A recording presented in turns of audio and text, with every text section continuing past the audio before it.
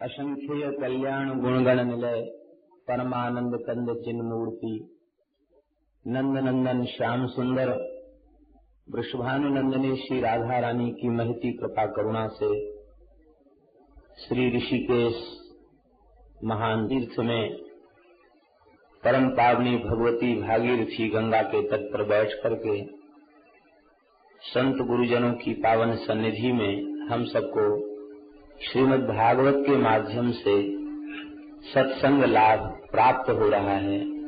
यह श्री ठाकुर जी की हम सबके ऊपर अहेतु की कृपा करुणा है, श्री गंगा जी की करुणा है जो हम सबको यह दिव्य अवसर प्राप्त हो रहा है। श्रीमद् भागवत के महात्म्य का सर्वप्रथम स्मरण किया गया है। श्रीमद् भागवत का दो पुराणों में विशिष्ट महात्म्य है, एक तो स्कंद पुराण और दूसरा पद्म पुराण। अन्य पुराणों में भी श्रीमद् भागवत के महात्म्य की यत्किंचित चर्चा है, लेकिन स्कंद पुराण और पद्म पुराण में तो विशिष्ट चर्चा श्रीमद् भागवत की महात्म्य की गई है। एक जिज्ञासा प्रायः चित्त में होती है।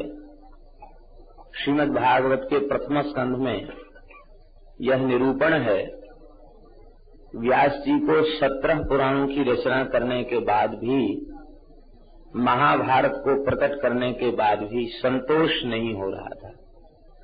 तब श्री देवर्षि नारद जी की प्रेरणा से विशुद्ध भागवत धर्म को प्रकट करने वाले इस दिव्य ग्रंथ श्रीमद् भागवत को प्रकट किया गया।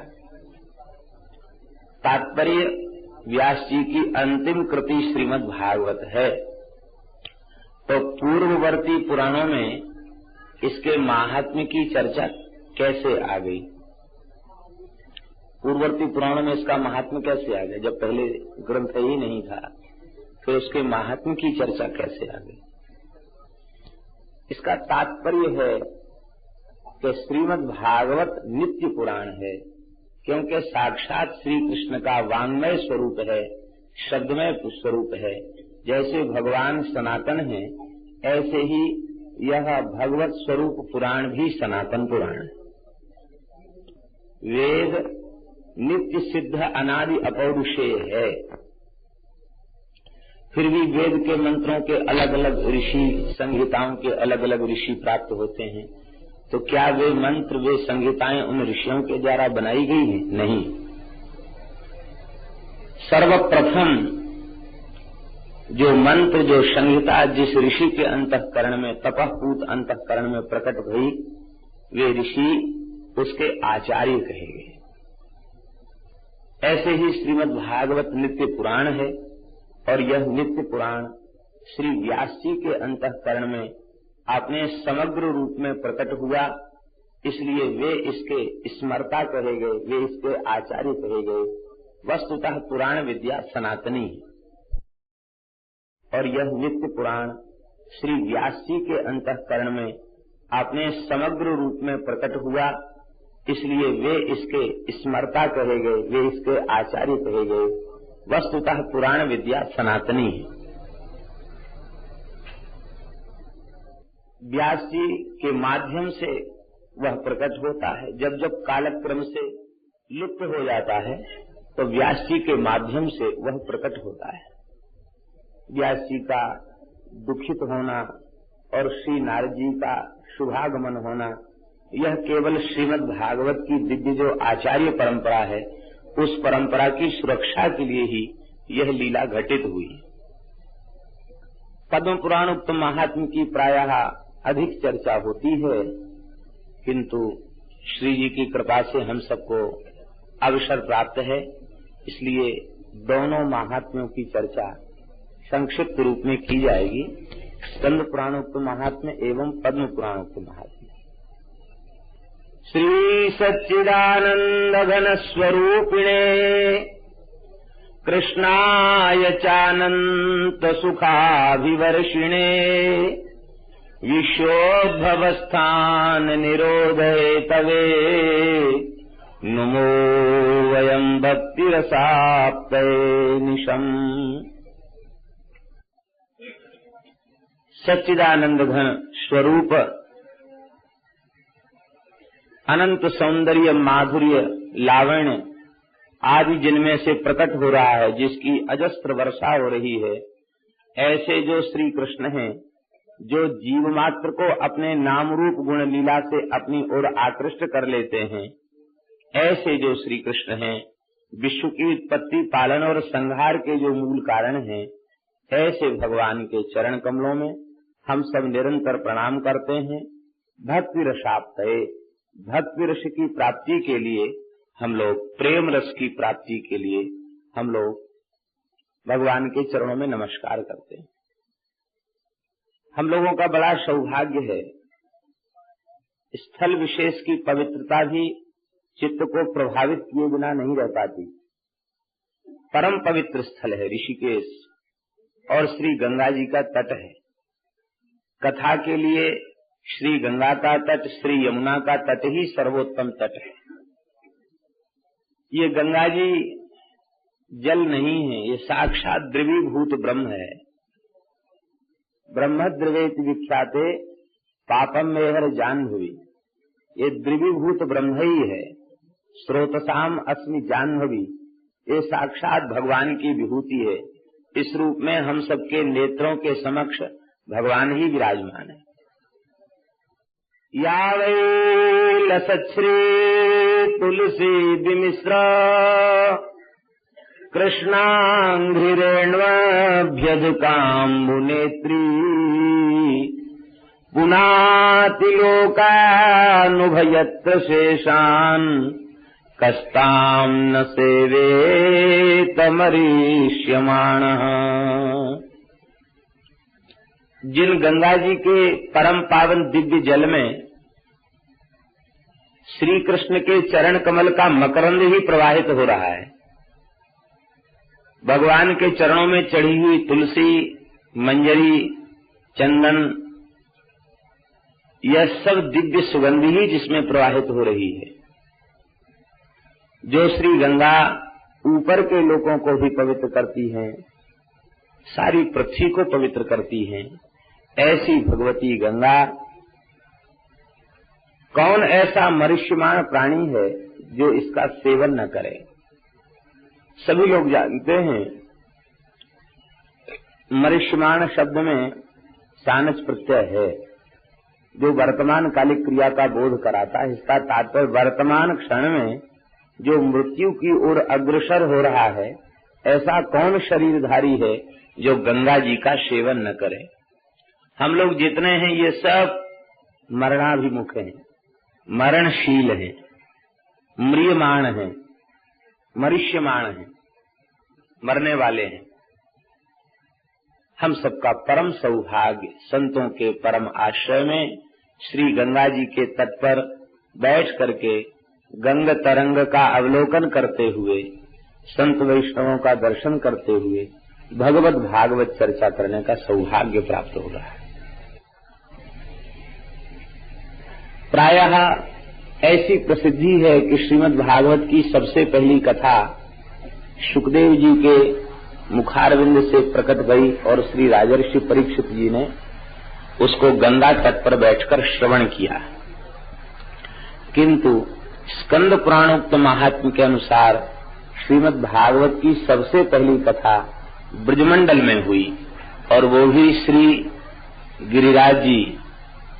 ब्रजमंडल कमल है तो गिरिराज जी उसकी कर्णिका है। कमल के मध्य जैसे कर्णिका होती है, ऐसे ही गिरिराज जी ब्रजमंडल कमल है और श्री गिरिराज जी उसकी कर्णिका है। कर्णिका प्रदेश में ही, और कुसुम सरोवर जो है जहाँ कथा हुई है वो गिरिराज जी के एकदम मध्य में है। सप्तकोश गिरिराज में बिल्कुल मध्य में है। मध्य स्थल में श्री उद्धव जी के मुख से श्रीमद् भागवत की कथा का श्रवण बज्रनाभ जी ने किया, और कुछ समय तक परीक्षित जी ने भी श्रवण किया, और भगवान श्री कृष्ण की 16,000 रानी पटरानी भी वहां उपस्थित थी, 16,100। उन्होंने भी बैठ करके श्रीमद् भागवत का श्रवण किया। तो श्रीमद् भागवत का सर्वप्रथम प्राकट्य प्रादुर्भाव ब्रजमंडल में श्री गिरिराज जी की गोद में ही सबसे पहले श्रीमद् भागवत जी की चर्चा हुई। ब्राह्मणों के शाप से यदुवंश का क्षय हो गया। भगवान सर्वसमर्थ हैं, लेकिन सर्वसमर्थ होते हुए भी भगवान ने शाप को मेटा नहीं, शाप का अनुमोदन किया, क्योंकि भगवत इच्छा भगवत संकल्प से ही यह कार्य हुआ। भार उतारना चाहते थे भगवान। ब्राह्मणों की महिमा को बढ़ाने के लिए उनका अतिशय आदर करते हुए भगवान ने भी उस मूसल के अंतिम भाग को अपने चरण तल में स्वीकार किया। जरा नाम के व्याध ने बाण मारा तो ब्राह्मणों का आदर करने के लिए भगवान ने अपने चरण तल में उसे स्वीकार किया। यदुवंश का क्षय हो गया, किंतु दो महापुरुष ब्राह्मणों के शाप से बच गए। एक तो श्री महाभागवत उद्धव जी महाराज, उद्धव जी भी शाप से बच गए, और श्री बद्रीनाथ जी महाराज भी शाप से बच गए। क्यों बच गए? ये भगवान का अनुग्रह है। श्री ठाकुर जी के कृपा कवच में जो सुरक्षित है, उसके ऊपर किसी का क्रोध, किसी का शाप, किसी का तप प्रभावी नहीं हो सकता। महान तपस्वी ऋषि दुर्वासा जी का क्रोध महाभागवत श्री अम्बरीश जी का अनिष्ट नहीं कर सका। तो ये दोनों महाभागवत हैं, इसलिए ये भगवान की कृपा कवच में सुरक्षित हैं, इसलिए ये दोनों महापुरुष बच गए। श्री उद्धव जी ऐसे महापुरुष हैं, श्री कृष्ण के अंतरंग सखा तो है ही हैं, श्री ठाकुर जी का अनुग्रह तो प्राप्त है ही है। श्री ठाकुर जी ने इनको ब्रजभूमि में भेजा और कई महीनों तक गोपियों का सत्संग इन्होंने प्राप्त किया। उवास कतिचिन मासान, कई महीने तक ब्रज में रहे और श्री जी का दर्शन किया, ब्रज गोपियों का दर्शन किया, उनकी वाणी से श्री कृष्ण की लीला कथा की चर्चा का श्रवण किया और ब्रज के गांव-गांव में विचरण करके वहां की रज को अपनी मस्तक पर धारण किया। तो केवल ठाकुर जी की कृपा प्राप्त नहीं है उद्धव जी, श्री जी की कृपा भी प्राप्त है, समस्त ब्रज गोपियों की कृपा भी श्री उद्धव जी को प्राप्त है। और भागवत में स्पष्ट भी है एकादश में कि उद्धव हमसे अणुमात्र भी कम नहीं है, इसलिए ये इस पृथ्वी पर रहें, इनके रहने पर वैष्णवों को हमारे अभाव की अनुभूति नहीं होगी। कितना भगवान का प्रेम उद्धव जी के प्रति।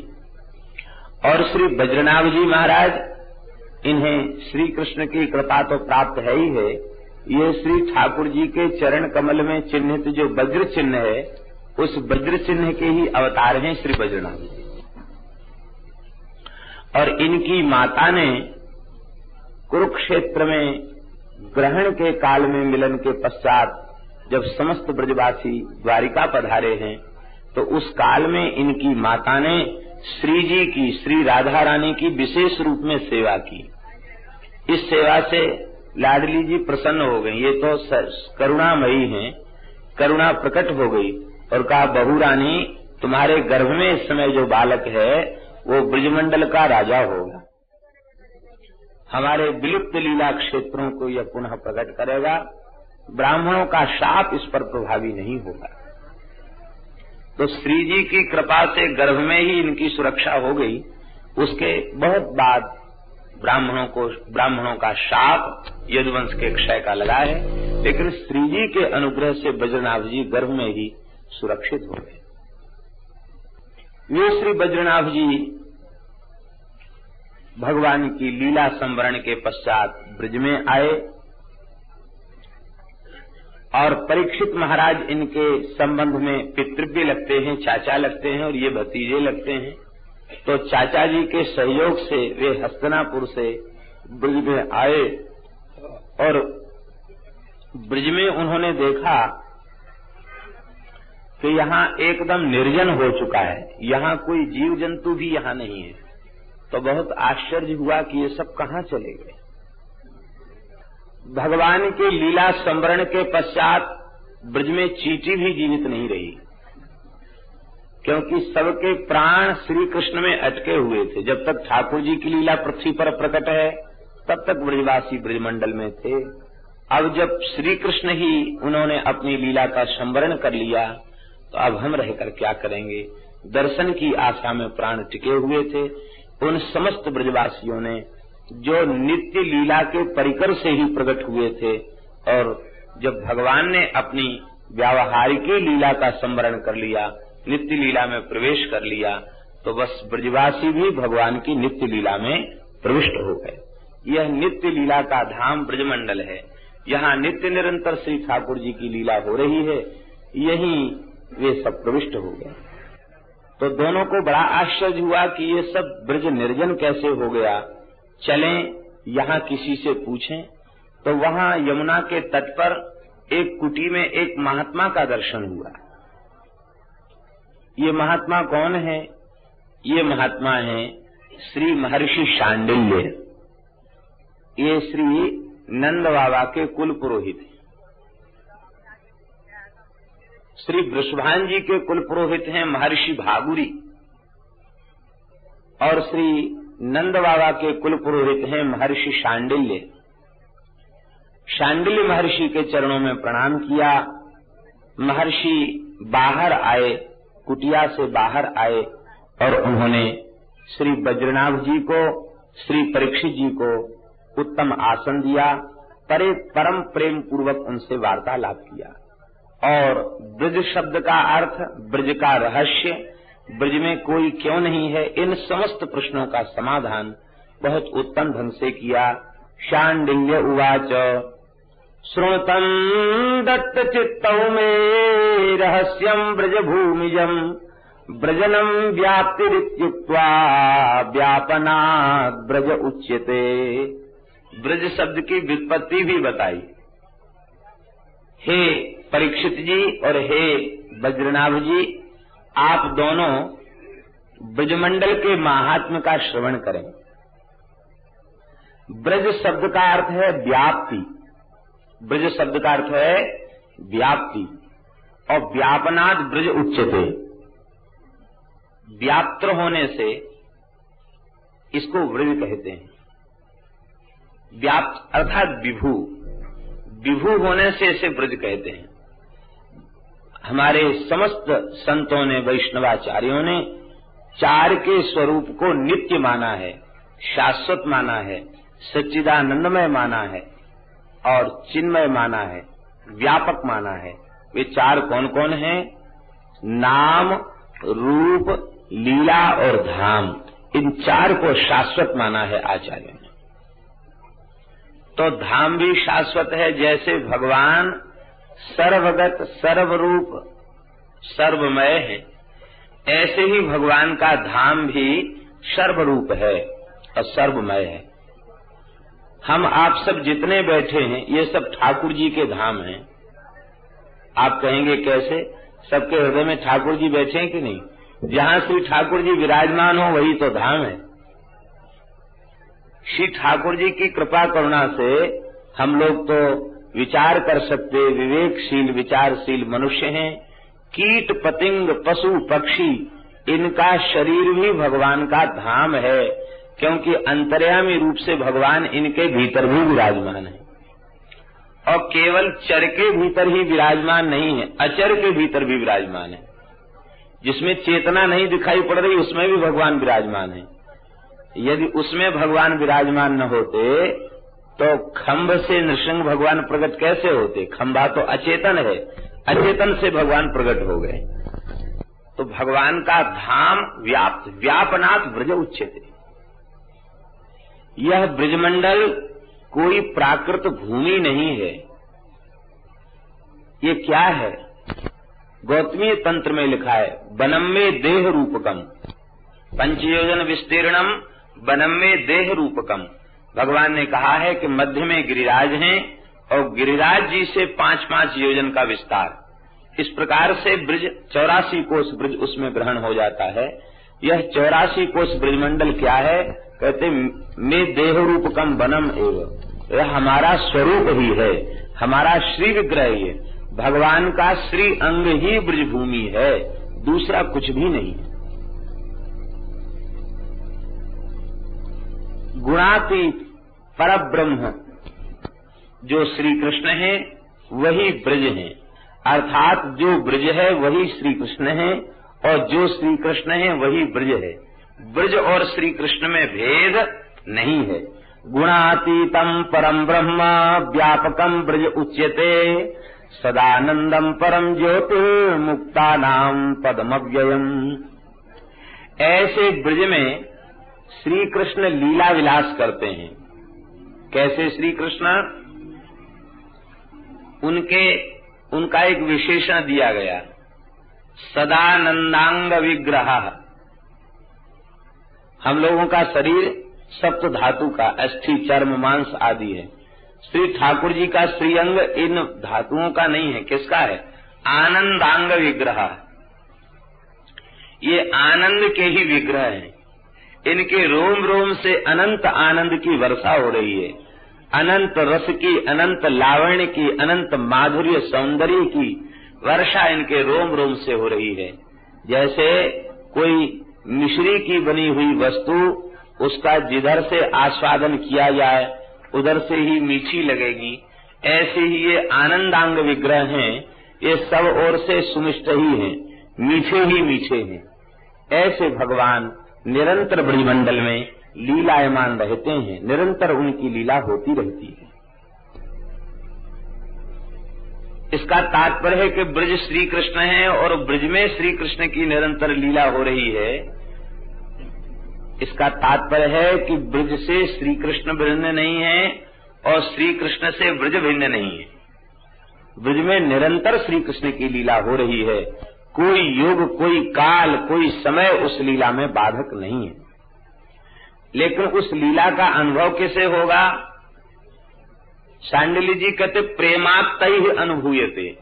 जो प्रेम में पगे हुए हैं, जो प्रेम में सराबोर हैं, जो प्रेम में डूबे हुए हैं, जिन्हें देह की सुध भूली भई है प्रेम के आस्वादन के कारण, उन महात्माओं को अनुभव उन लीलाओं का होता है। वे श्री कृष्ण, उनकी आत्मा कौन है, उनका प्राण कौन है? श्री शांडिल्य महर्षि कह रहे हैं, आत्मा तुराधिका तस्य तयैव रमणादसौ आत्मा रामतया प्राज्ञैः प्रोच्यते गूढ़वेदिभिः। जो प्राज्ञ हैं, विद्वान मनीषी हैं और गूढ़वेदी हैं। गूढ़वेदी माने स्थूलदर्शी नहीं, सूक्ष्मदर्शी। सूक्ष्माति सूक्ष्म रहस्य को, तत्व को जो भली भांति जानते हैं, ऐसे गूढ़ तत्व के ज्ञाता ऋषि मुनि महात्मा वे इस बात को जानते हैं कि ब्रजमंडल श्री कृष्ण का स्वरूप है, श्री कृष्ण ही परब्रह्म है और उनकी प्राण, उनकी आत्मा साक्षात श्री राधा रानी है। और उन श्री राधा रानी में वे निरंतर रमण करते रहते हैं, इसलिए आत्मा रामतया प्रोक्त है। यही आत्माराम शब्द का अर्थ है। आत्मा माने श्री राधा और राम माने रमण करने वाले। अपनी आत्मा में रमण करने वाले भगवान श्री कृष्ण यही आत्माराम है, श्री राधा रमण है और भगवान ही आप्त काम है। आप्त काम का अर्थ क्या? पूर्ण काम। भगवान की कामना क्या है? कहते काम शब्द का अर्थ है कामना, अभिलाषा। और भगवान की अभिलाषा क्या है? स एकाकी न रमते। एकाकी भगवान रमण नहीं करते। किसके साथ रमण करते हैं? अपने प्राण प्यारे भक्तों के साथ रमण करते हैं। भक्तों के साथ भगवान लीला करते हैं। तो भगवान की कामना, भगवान की अभिलाषा यही है कि मैं निरंतर प्रेमियों के साथ रह करके और वे प्रेमी अपने भाव और प्रेम से मुझे आनंदित करें और मैं अपने नाम रूप लीला माधुरी से अपने प्रेमियों को आह्लादित आनंदित करूं। यही भगवान की अभिलाषा है। और यह अभिलाषा भगवान की कहाँ पूर्ण होती है? कहते यह अभिलाषा भगवान की ब्रज में आने से पूर्ण होती है, क्योंकि ब्रज में विशुद्ध प्रेमी हैं। विशुद्ध प्रेमी कौन है? जिन्हें श्री कृष्ण से कुछ नहीं चाहिए, वे ही विशुद्ध प्रेमी है। जिन्हें मोक्ष तक की अभिलाषा है वे विशुद्ध प्रेमी नहीं कहे जा सकते। कुछ भी नहीं चाहिए, केवल यही चाहिए कि बस यह हमारे प्राण जीवन धन सदा सर्वदा प्रसन्न रहें, ये सुखी रहें, इनके मुख कमल पर मुस्कुराहट सदा बनी रहे, यही चाहते हैं ब्रजवासी, और कोई चित्त में उनके कामना नहीं है। ये सब विशुद्ध प्रेमी है। ऐसे विशुद्ध प्रेमी जो ब्रजवासी हैं, यही भगवान के वांछित हैं, और वे वांछित भगवान को नित्य ही प्राप्त हैं। ब्रज में ब्रज नित्य है, और ब्रज में श्री ठाकुर जी नित्य हैं, और श्री ठाकुर जी का लीला विहार नित्य है। तो जब सब कुछ नित्य है तो भगवान के गोप गोपीगण वे क्या अनित्य हैं? वे भी नित्य हैं। तो वे भगवान को ब्रजमंडल में नित्य ही प्राप्त हैं, नित्य उनके साथ विहार होता है, और भगवान इस विहार को करके आप्त कामत्व को प्राप्त हो जाते हैं। यही उनकी आप्त कामता है। भगवान की दो प्रकार की लीलाएं हैं। शांडिल्य महर्षि बता रहे हैं कि भगवान की दो प्रकार की लीलाएं हैं। कौन कौन सी? कहते एक लीला तो है वास्तविकी, और दूसरी लीला है व्यावहारिकी। दो प्रकार की भगवान की लीला। वास्तविक लीला स्वसंवेद्या है। वास्तविक लीला स्वसंवेद्या है, और व्यवहारिक लीला स्वसंवेद्या नहीं है। वह पुराण आदि के द्वारा संवेद्या है। माने भगवान की दो लीलाएं हैं। एक लीला तो निरंतर हो रही है, भगवान का धाम चिन्मय है, निरंतर लीला हो रही है। हमारे श्री धाम वृंदावन के एक महान संत, उन संत ने बताया कि भगवान के समस्त धामों में लीला नित्य हो रही है। भगवान की नित्य लीला हो रही है, लेकिन उस लीला का अनुभव क्यों नहीं होता? कहते उस लीला का अनुभव इसलिए नहीं होता क्योंकि माया का पर्दा पड़ा हुआ है। ये पर्दा हट जाए तो लीला का अनुभव होने लग जाए। तो स्वसंवेद्या जो वास्तविकी लीला है, उस वास्तविकी लीला को अपने परिश्रम से, अपने पुरुषार्थ से, अपने साधन के बल से नहीं जाना जा सकता। उसे कृपा के बल पर ही जाना जा सकता है। आचार्य के अनुग्रह से ही उसे जाना जा सकता है। श्री जी की विशिष्ट कृपा करुणा से ही उसे जाना जा सकता है।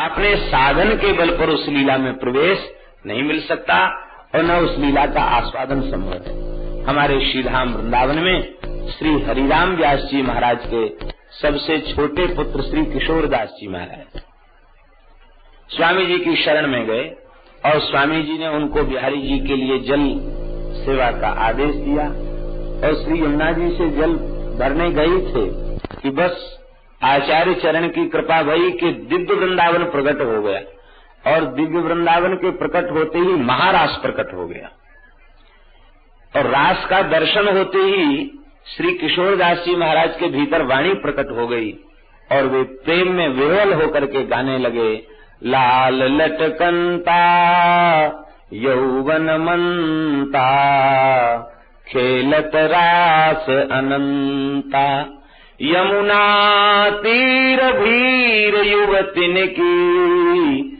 मध्य राधिका कंता, लाल लटकंता यौवन मंता खेलत रास अनंता। इस नवीन सखी का सहचरी का पद श्री प्रिया जी को, ठाकुर जी को इतना भाया कि आदेश दिया कि इस पद को अंकित कर लो, और नित्य विहार में इसका गायन स्वयं श्री जी ठाकुर जी सहचरियां कर रही थी। तो रसिकों को बड़ा आश्चर्य हुआ कि ये कौन सी सहचरी है जिसके पद को प्रिया जी गा रही है, ये कौन सी सहचरी है? तो स्वामी जी से पूछा तो स्वामी जी ने कहा, ये आप सबको ही लाडलो किशोरदास है। इसका तात्पर्य है कि वह वास्तविकी लीला जिसे नित्य लीला कहा गया, वह स्वसंवेद्या नहीं है। जो इस लीला में प्रवेश पा चुके हैं, उन आचार्यों का अनुग्रह हो जाए, श्री जी की कृपा करुणा हो जाए, तो उस नित्य लीला का आस्वादन हो जाता है। और उस नित्य लीला का प्रवेश द्वार क्या है? बोले व्यवहार की लीला। जिन लीलाओं का पुराणों में वर्णन है, ये भगवान की लीला के प्रवेश का द्वार है। श्रीमद् भागवत में वर्णित जो चरित्र है भगवान की लीला के प्रवेश का द्वार है। इनके श्रवण किए बिना चित्त में वह तन्मयता प्राप्त नहीं हो सकती जो तन्मयता भगवान की नित्य लीला के आस्वादन के लिए परमावश्यक है। जब शरीर और संसार की सुध बुध भूल जाएगी, प्रेम में हमारा चित्त सर्वथा डूब जाएगा, उस समय भगवान की उस स्वसंवेद्या नित्य लीला का स्वतः स्फुरण हो जाएगा, उसका अनुभव प्रकट होने लग जाएगा। वास्तविक तत्स्वसंवेद्या जीवानां व्यावहारिकी आद्यां विना द्वितीयानाद्यगा क्वचित। ये बहुत रहस्यपूर्ण बात है श्री शांडिल्य महर्षि की। कहते सामान्य जीव उनका अधिकार व्यावहार की लीला में है। भगवान त्रेता में रामावतार लेते हैं, जो लीला करते हैं, व्यास वाल्मीकि आदि महर्षि उन लीलाओं का ग्रंथों में पुराणों में वर्णन करते हैं, वो लीला व्यवहार की लीला है। और हम सब जीवों का अधिकार उसी लीला में है। और वह लीला आदि लीला, आदि माने स्वसंवेद्या नित्य लीला, नित्य विहार की लीला, नित्य लीला। तो वह भगवान की जो नित्य लीला है, वह नित्य लीला के बिना व्यवहार की लीला संभव नहीं है। क्योंकि नित्य विहार के जो स्वरूप हैं वही अवतार काल में प्रकट होकर के लीला करते हैं और फिर अपने स्वरूप में विराजमान हो जाते हैं। तो नित्य विहार, नित्य लीला के बिना, वास्तविक लीला के बिना व्यवहार की लीला संभव नहीं है। और व्यवहार की लीला के आस्वादन किए बिना नित्य विहार की लीला में भी प्रवेश संभव नहीं है। इसलिए प्रथम सुने भागवत भक्त मुख, सबसे पहले भागवत का श्रवण करे, भक्त के मुख से भागवत की कथा का श्रवण करे। ये भगवान की लीला का प्रवेश द्वार है। बिना द्वार के महल में प्रवेश मिल सकता है क्या? और महल तो इतना ऊंचा है, उसके कंगूरे इतने ऊंचे हैं कि वहां बड़े बड़े सिद्धों की, जोगियों की भी गति नहीं है। उसमें एक ही उपाय है, उस महल का प्रवेश द्वार मिल जाए। यह प्रवेश द्वार है श्रीमद् भागवत की कथा, व्यवहार की कथा। तो देखो, तुम लोगों ने जिस लीला का दर्शन किया वह व्यवहार की लीला मथुरा मंडल, द्वारिका मंडल में प्रकट भई, ब्रजमंडल में भी प्रकट भई। लेकिन वह लीला जहाँ से प्रकट भई वो तत्व कहाँ छिपा है? तो हे वज्रनाभ और हे परीक्षित, वह तत्व श्री ब्रजमंडल में छिपा हुआ है। वह तत्व ब्रजमंडल में छिपा है। आज भी ब्रजमंडल में वह लीलाएं हो रही हैं, लेकिन किसे वह लीला का अनुभव होता है? कहते जिनके हृदय सर्वथा प्रेम से परिपूर्ण हैं, उन प्रेमियों को इन लीलाओं का अनुभव होता है। अब तो यह सुनकर के वज्रनाभ जी को बहुत आनंद हुआ, परीक्षित जी को भी बहुत आनंद हुआ। और श्री शांडिल्य महर्षि के सहयोग से आपने संपूर्ण ब्रजमंडल की यात्रा की। जहाँ जहाँ भगवान की जो जो लीलाएं भई थीं, उन लीला स्थलों को पुनः प्रकट किया। कुंड, सरोवर, कूप आदि का निर्माण कराया और मंदिरों का निर्माण कराया। कहाँ कहाँ बसावट श्री वज्रनाभ जी ने सबसे पहले की, श्री सुखदेव जी वर्णन, श्री शांडिल्य महर्षि वर्णन कर रहे हैं। गोवर्धने दीर्घपुरे मथुरायां महावने नंदिग्रामे बृहत्सानौ कार्या राज्य स्थितिस्त्वया। हे वज्रनाभ, अब तुम सबसे पहले यहाँ अपने राज्य को व्यवस्थित करो। गोवर्धन में दीर्घपुर माने होता है डीग, डीग का ही नाम है स्कंद पुराण में दीर्घपुर। दीर्घपुर में, मथुरा में, महावन माने गोकुल में, और नंदिग्राम माने नंदगांव, और बृहत्सानु माने बरसाना। इनमें तुम लीला का विस्तार, अपने गांव नगर आदि का विस्तार करो। नदी, द्रोणी, कुंड, कुंज आदि उन सब का तुम सेवन करो, सबकी सेवा करो, तो तुम भगवान के अतिशय प्रिय बन जाओगे। देखो, ये बड़ी रहस्य की बात है।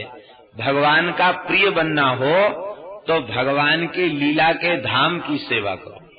कुंज की सेवा, लता पता की सेवा, श्री यमुना जी की सेवा, इनकी सेवा ही भगवान की प्रियता को प्रदान कर देती है। और जब तुम प्रेम पूर्वक ब्रजमंडल की सेवा करोगे तो तुम्हें अपनी दादियों के साथ, अपनी माताओं के साथ तुम्हें ब्रजभूमि के रहस्य का ज्ञान हो जाएगा। इस प्रकार से शांडिल्य महर्षि ने ब्रजभूमि के रहस्य का बोध कराया है।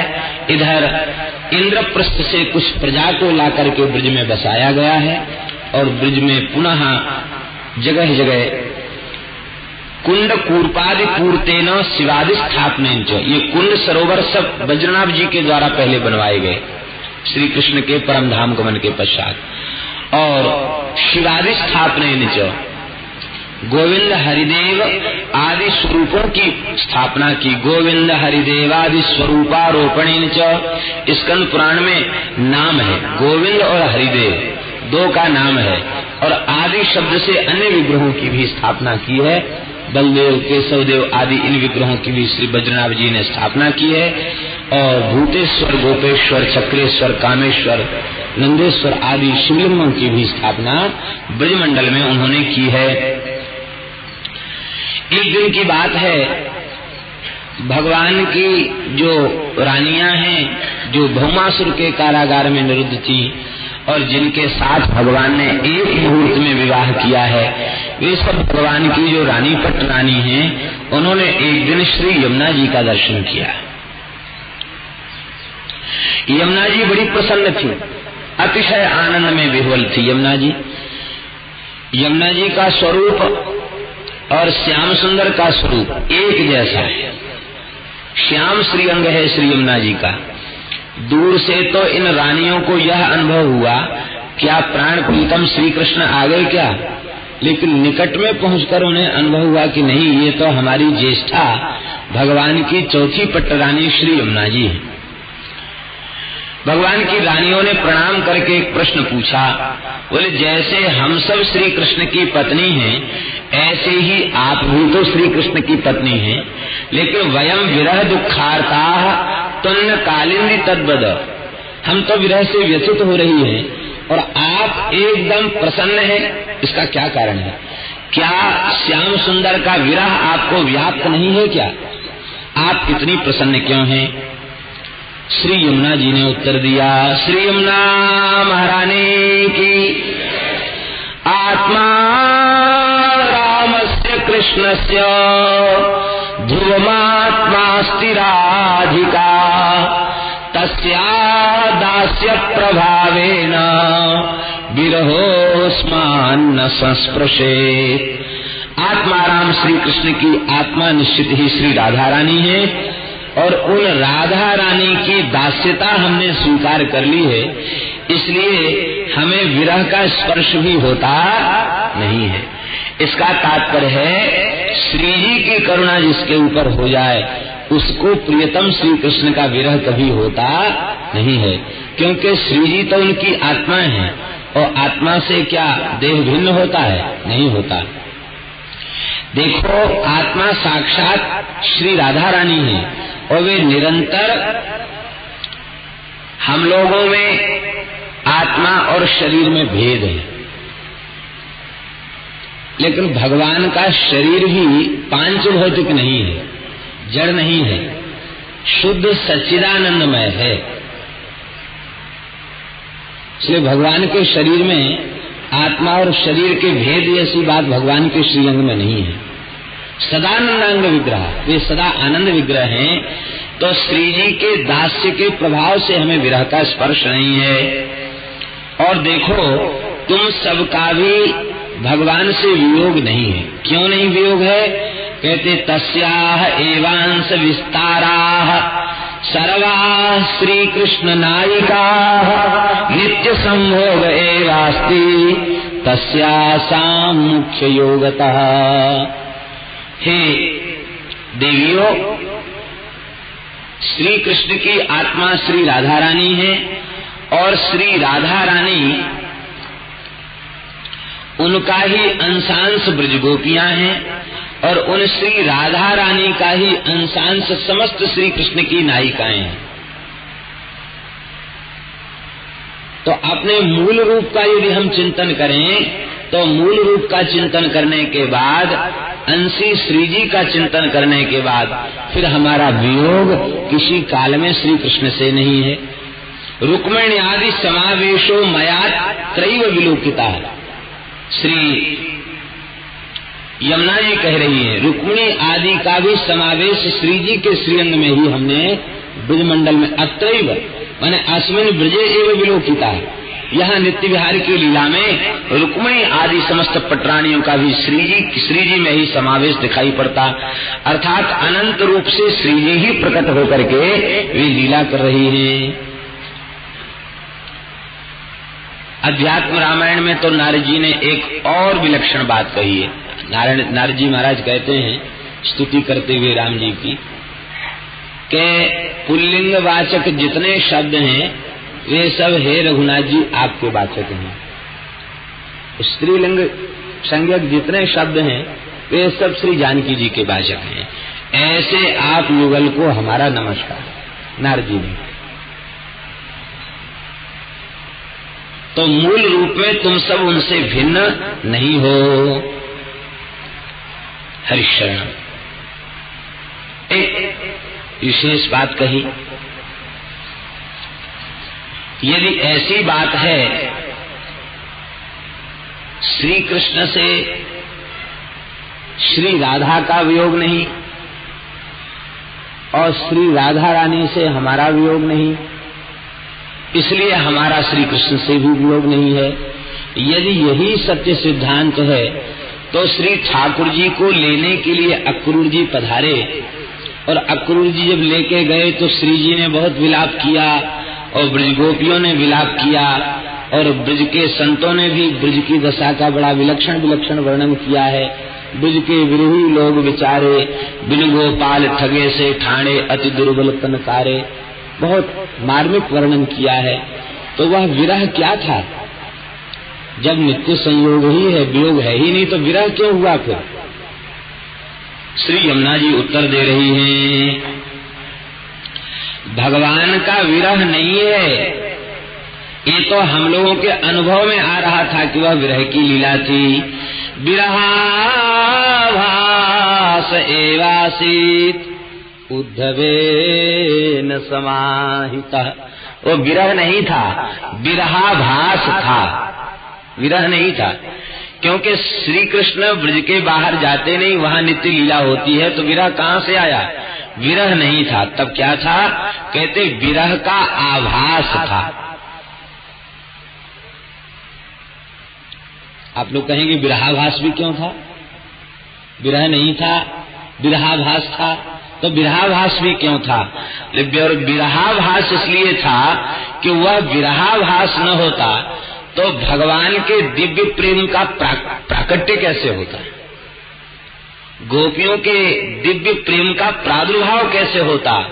वह प्रेम सब संतों के, प्रेमियों के, वैष्णवों के, रसिकों के आस्वादन का विषय कैसे बनता है? वंदे नंद ब्रज स्त्रीणाम पाद रेणुमभीक्षसः यासाम हरिकथोद्गीतम पुनाति भुवनत्रयम्।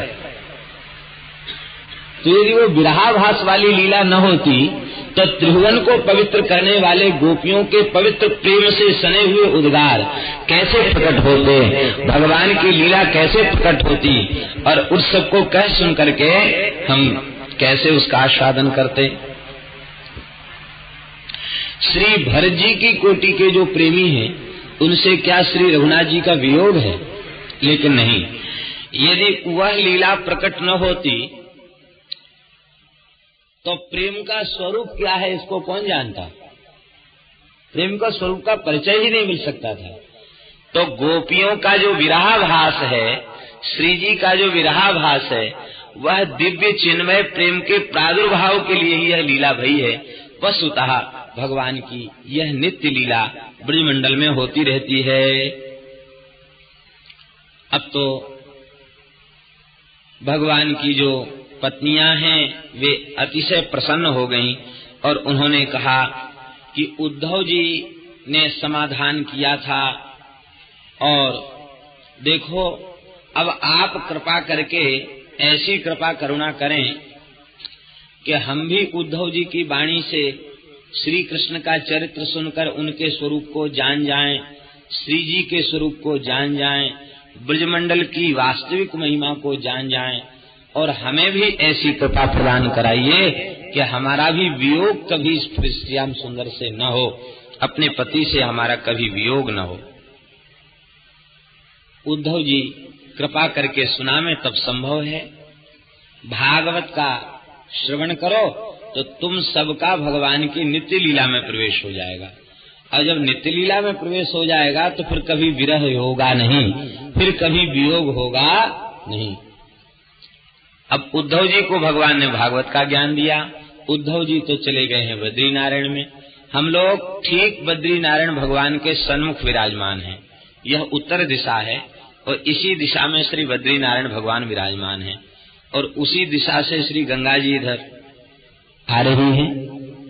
भगवान के दास तो भगवान के सन्मुख विराजमान है। आप सब लोग भगवान बद्री नारायण की अंक में विराजमान हैं। यही भाव है इस तट पर यहाँ बैठने का। हरिशरणम। उद्धव जी का कैसे आवाहन हो? यमुना जी ने कहा कि भगवान जैसे नित्य हैं ऐसे ही भगवत प्राप्त भक्त भी नित्य ही होते हैं। भगवान ने तो स्पष्ट कहा, न मे भक्ता प्रणश्यति, भक्त भी नित्य होता है। भगवान व्याप्त है, भक्त भी व्याप्त है। वे ब्रज के बाहर नहीं है उद्धव जी, यही उनको पुकारो, वे प्रकट हो जाएंगे। वैष्णव का प्राण भगवान नाम है। नाम जहां प्रकट होगा वहां वैष्णव आह्लाद पूर्वक वहां दौड़े भय चले जाएंगे। ये नाम की महिमा है, नाम का आकर्षण। तो सब लोग गिरिराज जी की सन्निधि में चलकर भगवान नाम संकीर्तन करें, श्री उद्धव जी पधारेंगे। यमुना जी ने कहा हमें विश्वास है उद्धव जी प्रकट होकर दर्शन देंगे। अब तो 16,100 रानियां, बज्रनाभ जी, परीक्षित जी महाराज, समस्त ब्रजवासी गिरिराज जी के निकट पहुंचे। कहाँ?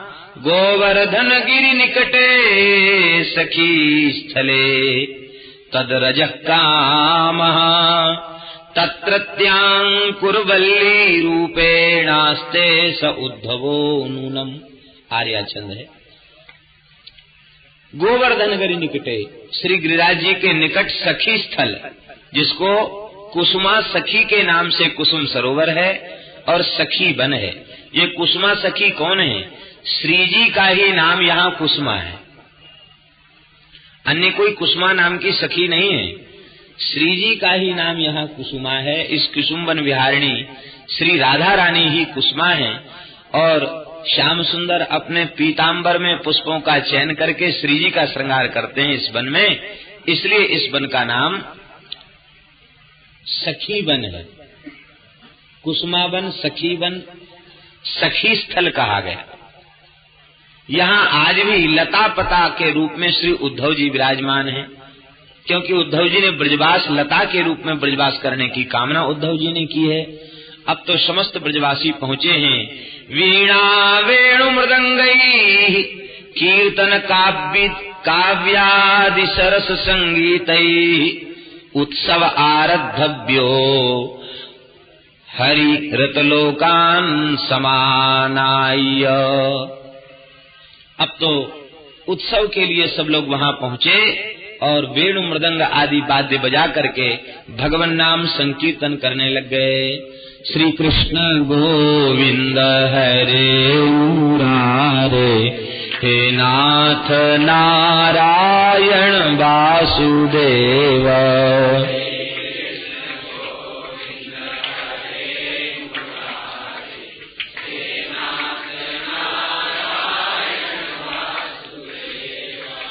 श्री कृष्ण गोविंद हरे मुरारे, हे नाथ नारायण वासुदेव।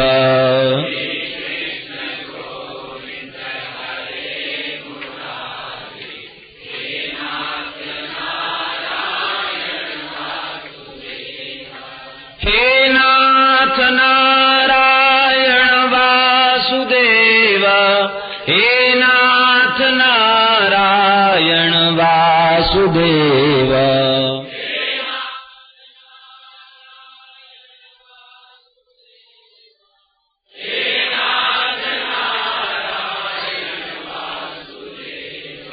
हे नाथ नारायण वासुदेव, हे नाथ नारायण वासुदेव।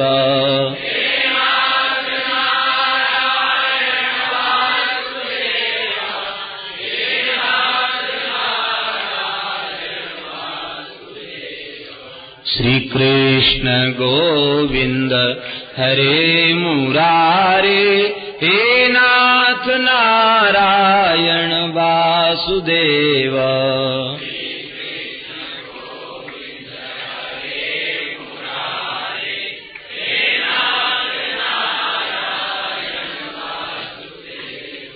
इतना अद्भुत कीर्तन हुआ, सबके हृदय प्रेम में सराबोर थे, सबके हृदय में आर्त भाव प्रकट हो गया। भगवान सद्यः प्रकट होकर के हमारे ऊपर कृपा करुणा करें। उस संकीर्तन में आर्त भाव, करुण रस यही प्रधान है। पुकार ही कीर्तन में प्रधान है। उच्चैर भाषातु कीर्तनम, उच्च स्वर से प्रेम में डूब करके भगवान को पुकारना, इसी का नाम है संकीर्तन। सब प्रेमियों ने कीर्तन किया। वह ऐसा दिव्य प्रेम और करुणा प्रकट भई कि श्री गिरिराज जी की शिलाएं पिघलकर बहने लग गईं। दिव्य जलधारा के मध्य से, लता पता के मध्य से उद्धव जी प्रकट हो गए। उस तीर्थ का नाम है श्री उद्धव कुंड। उद्धव जी का प्रादुर्भाव हुआ। कैसे श्री उद्धव जी प्रकट भय हैं? गुंजा मालाधर गायन बल्लवी वल्लभम मुहुः, तदा गमन तोरे जे भृशम संकीर्तनोत्सव। गुंजा मालाधारी, पीताम्बर धारी, आजानुलंबित भुजा वाले, कमरदल के समान विशाल नेत्रों वाले श्री उद्धव जी भगवान नाम संकीर्तन करते हुए उद्धव जी प्रकट हो गए। उनके प्रकट होते ही संकीर्तन की शोभा अतिशय बढ़ गई। श्री उद्धव जी का सबने पूजन किया। उद्धव जी ने परीक्षित जी को उस समय हृदय से लगाया और हृदय से लगा करके कहा कि राजन, तुम धन्य हो जो श्री कृष्ण संकीर्तन महोत्सव में इतने प्रेम में विह्वल होकर कीर्तन कर रहे हो, तुम धन्य हो। हृदय से उनको लगाया है। और श्रीमद् भागवत की मासिक कथा सुनाई है श्री उद्धव जी ने। 1 महीने में कथा सुनाई है, मासिक पारायण सुनाया है। और उस मासिक पारायण को सुनकर के सबके हृदय में अतिशय आनंद हुआ है। श्रीमद् भागवत के महात्म्य का वर्णन करते हुए श्री उद्धव जी महाराज ने कहा, श्रीमद् भागवतम शास्त्रम यत्र भागवतैर्यदा कीर्त्यते श्रूयते चापि श्री कृष्णस्तत्र निश्चितम। भागवतों के द्वारा जहाँ भागवत की चर्चा होती है, श्री कृष्ण की कथा लीला की चर्चा होती है, निश्चित ही श्री कृष्ण वहाँ साक्षात विराजते हैं। उद्धव जी कहते इसमें किसी प्रकार का कोई संदेह नहीं। भागवत की कथा जहाँ होती है वहाँ साक्षात श्री कृष्ण विराजमान होते हैं। श्री भागवत का एक श्लोक, आधा श्लोक, कहाँ तक कहें चौथाई श्लोक का केवल एक चरण, वह भी जहाँ पूजित होता है, उसका भी जहाँ लोग उच्चारण करते हैं, वहाँ भगवान अपनी समस्त प्रियतमाओं के साथ सदा सर्वदा अखंड रूप से विराजते हैं। श्री जी के साथ, समस्त ब्रजगोपियों के साथ भगवान वहाँ विराजते हैं। भारतवर्ष में जन्म लेने के बाद उद्धव जी कह रहे हैं, भारत में जन्म लेने के बाद जिन लोगों ने भगवान की पवित्र कथा का श्रवण नहीं किया, श्रीमद् भागवत की पवित्र कथा का श्रवण नहीं किया, निश्चित ही वे आत्महत्यारे हैं। उनसे बड़ा पापिष्ठ और कोई दूसरा नहीं है, जिन्होंने भारतवर्ष जैसे पवित्र देश में जन्म लेने के बाद कथा से जो वंचित रह गए। इस दृष्टि से हम लोग स्वर्ग आदि लोकों की अपेक्षा बहुत भाग्यशाली हैं। स्वर्ग आदि लोकों में ये कथाएं नहीं होती हैं, और देवता कहते हैं, ये बात हम नहीं कह रहे, ये बात देवता कहते हैं, न यत्र वैकुंठ कथा सुधापगा, जहां भगवान की कथा रूपी गंगा प्रवाहित नहीं हो रही है और भगवान के चरणाश्रित भागवत जहां निवास नहीं करते, न यत्र यज्ञेश मखा महोत्सवा, जहां भगवान के दिव्य महोत्सव नहीं होते, श्री रामनवमी, जन्माष्टमी, राधाष्टमी, होली आदि दिव्य भगवान के उत्सव जहां नहीं होते, कहते सुरेश लोकोपि न वै ससेव्यताम, भले ही वह स्वर्गलोक क्यों न हो, वह कम से कम वैष्णवों के लिए तो सेवन के योग्य नहीं। जिनका भोगों में आकर्षण है वे तो संसार के भोगों को ही अपने जीवन की सर्वोच्च उपलब्धि माने बैठे हैं, और संसार के भोगों का भी वे त्याग करते हैं। किस लिए? सदा सर्वदा के लिए नहीं। यहाँ के भोगों का त्याग करके तब तक चांद्रायण आदि व्रतों का अनुष्ठान करते हैं और उत्तम स्वर्ग आदि के लोगों के भोगों की प्राप्ति के लिए।